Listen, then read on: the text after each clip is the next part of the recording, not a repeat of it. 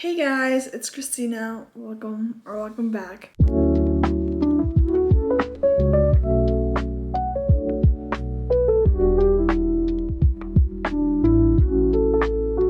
So, I saw by today's video, we're finally doing the April, May, June reading wrap up. I was supposed to do this in May, but in May I read 0 books and it felt stupid to only talk about April. So I waited until June and we have a good stack of books, especially on the physical copy side. We'll get to that in a second. But in total, so in April we read 4 books, in May we read 0, and in June I think we read 7 or 8, which is insane. I think it's the first month I read full-length novels and it's been 8. Because I know in February I read a good amount, but most of them were novellas. So really insane. I'm glad to be back in my reading grind. Without further ado, let's get into books I read in April because the first one is actually very exciting. The first book I read in April was Intermezzo by Sally Rooney, and I'm not sure if I talked about this book on YouTube, but I did talk about it on TikTok. And you guys, this is my new 6-star read. I read this over spring break and I had so many thoughts and feelings when I was reading this. Basically, this follows Peter and Ivan, who they have both their brothers and they have lost their father, and it kind of follows their lives after the passing of their father. And Peter is just super he's a lawyer, he is super intellectual, he's in a relationship with a younger woman, but there's also this other woman whose name is Sylvia. His first love, Sylvia, and Naomi. And then we have Ivan, who's his younger brother, and he's kind of the weirdo, out of the two. He's a weird one. He is fresh out of college, he kind of does some computer science work, but his favorite thing is playing chess, and he's a professional chess player. And it kind of follows you through their relationships with other people and their relationships between the two of them and how it has grown slowly. They've grown apart slowly, but the death of their father definitely made it worse. I'm just gonna say it, they're not likable people. Almost none of them are likable people, actually. But they are so complex, and everything they do they try to be good people, but they make mistakes. But you get really attached to the way Sally Rooney writes her characters, and that's basically what happened here. And she also deals with a few, she talks about some social issues that I don't have the vocabulary to express, but I really love how she wrote this book. And of course it's set in Dublin, so love that. Anyway, first 6-star of 2026, and I was thinking about it the other day, I think my only other 6-star is Normal People. Yeah, that's book number 1 for April, starting off with a banger. Then I read Through the Dust by Amber Palmer, and I give this a 3 stars. It was fun, it was cute, but it was it was a 3 stars. I love that it was age gap, but it was just not, it was fast and fun, and I had a good time reading it, but it was nothing exceptional. Then we read Clean Girl is that on? That's not the right side. Then we read Clean Girl Spring, and we all know that I recently read Cozy Girl Fall. You guys already had a vlog, but this is the first book I read, and this is the second book in the Interconnected series, and this was so fun. It was definitely ideal for springtime. I'm glad I read it in April, and basically follows literally April, who goes back home after finding out her boyfriend cheated on her, and she runs into her ex-nemesis from high school, and basically the ex-enemies to lovers. I gave this a 3.5. Same thoughts as the last book. I liked it, but it went really fast. I'm pretty sure on their third interaction they're kissing. So it's take these books with a grain of salt. They're fast and fun, and they're not supposed to be too deep. There was a few things that bothered me, when her ex-boyfriend keeps basically harassing her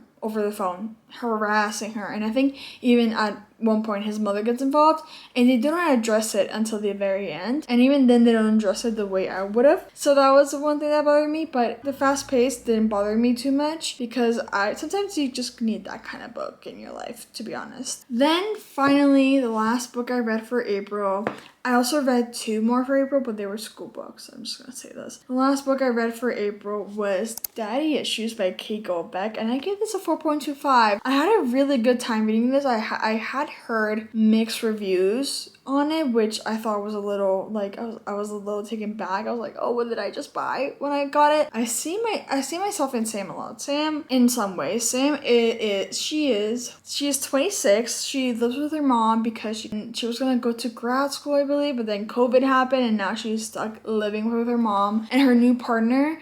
And it gets to a point where her mom's like, you gotta move out, like, you gotta leave. And she gets a new neighbor next to where her mom lives, and his name is Nick, Nick is a single dad. He has a daughter, which, you know, I feel like our girl Sam's a little bit envious of because Nick is very present in his daughter's life, and she has a very difficult relationship with her father. Basically, it's like a friends to lover situation, a little bit of an age gap, and it's just fun. But like I was saying, I see myself in her because she is not a big fan of kids. I think at one point she says she doesn't want them, and I can relate to that and how she says she's awkward around kids. I don't think she doesn't like kids. I think she's just like not her thing. She's awkward around them, which I highly relate to. And I think she was a relatable character. Did she irritate me a little bit?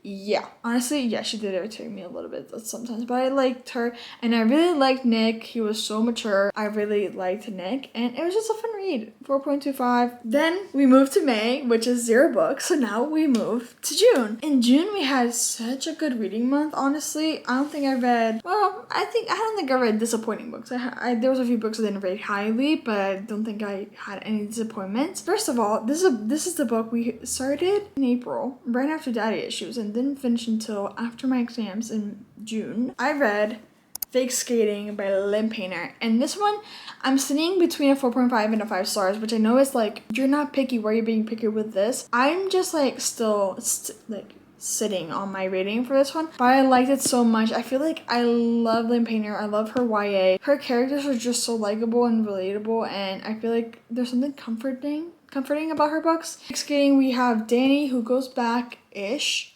to her childhood home. She is a military daughter, so she was always moving around until her parents divorced, and her mom brings her back to her mom's hometown. So kind of going back home to live with her grandfather.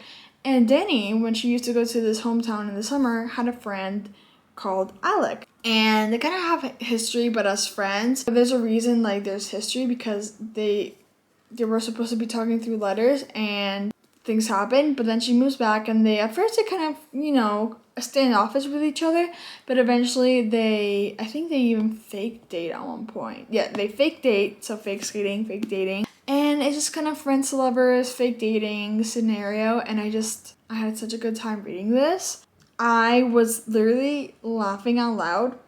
Like, I remember being in the living room and being like, it's a book, like, chill. And I also loved how Alec was down bad for Danny since the beginning. Is it a YA book? Yup. Is Alec YA?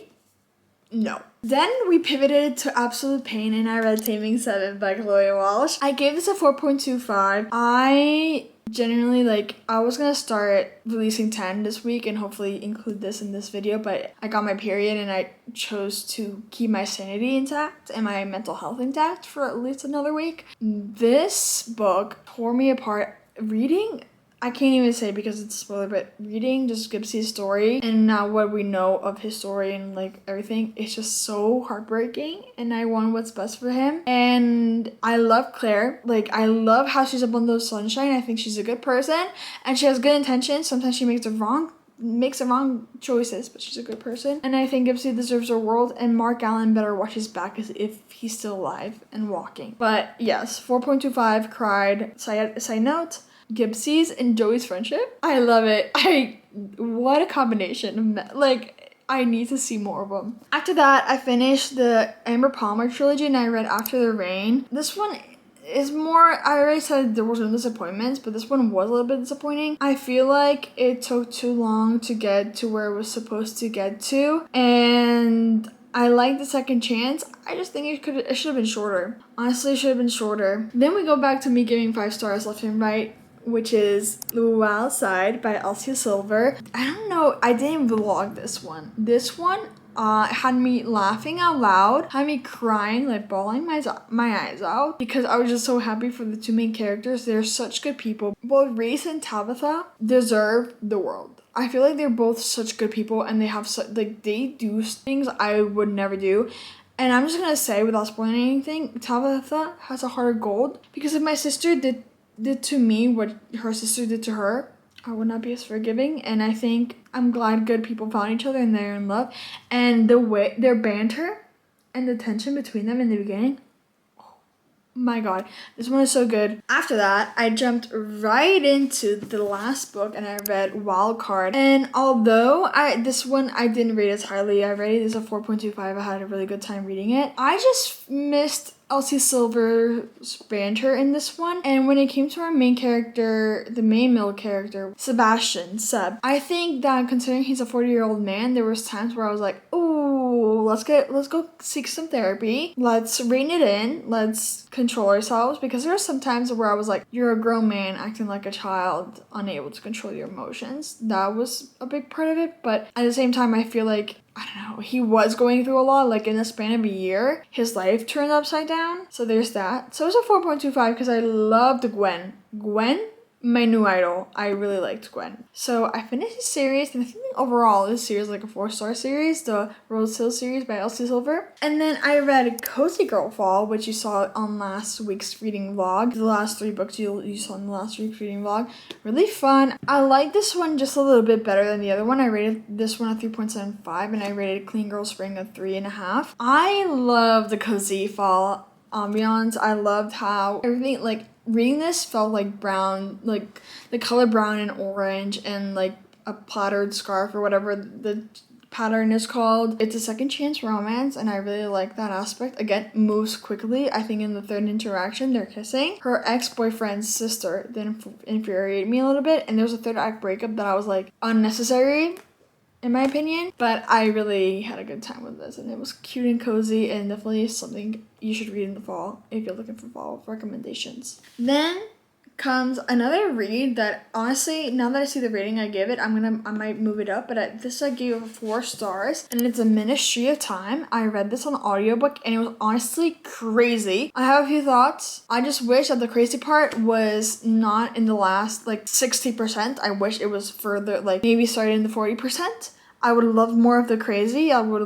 But it's literally a what the heck did I just read book, which I loved. And the fact that the main character doesn't have a name, she's literally addressed as civil servant. Insane. The concept of this book was so interesting, and I want to read more books like this. But like I said, the beginning was a little bit slow. And I wish that instead of being slow, we address some really interesting topics more, because I feel like the book touches on interesting topics, but not long enough. Then the last book I read was Fair Game by Ruth Stilling, and I gave it 3 stars. I was actually an audiobook for NetGalley. The book's already out, but the audiobook comes out June 30th, and it follows a girl, I forget their names actually, but it follows our main character, who's a publicist and also the hockey coach's daughter, and our main guy who plays for the team where the hockey coach plays. But they've also known each other from like when they were younger, and they're seeing each other for the first time 4 years later. She's his publicist. He just entered the NHL, and he has this playboy persona, and she's kind of like has to clean his persona up. The thing is, I feel like it lacked depth. Like there was no problem there. I know it's like it was basically like reading, like there was no conflict. I feel like the conflict was, she's his publicist and whatever. But besides that, like they liked each other from the beginning, from seeing each other again. There was no tension, which is usually what brings people in, like what happened in the past that they stopped talking. But they never really stopped talking. They just kind of, went on separate ways, and then they found each other again, and they fell in love really quickly. I just want a thicker plot line. I just wanted something a little more like, I like drama. It was 3 stars, and as for the narrators, I did like them. I think they did a really good job, and yeah. But that's it. That's all the books I read in the past 3 months. I hope you guys enjoyed and took some recommendations, and I'll see you guys very, very soon. Bye!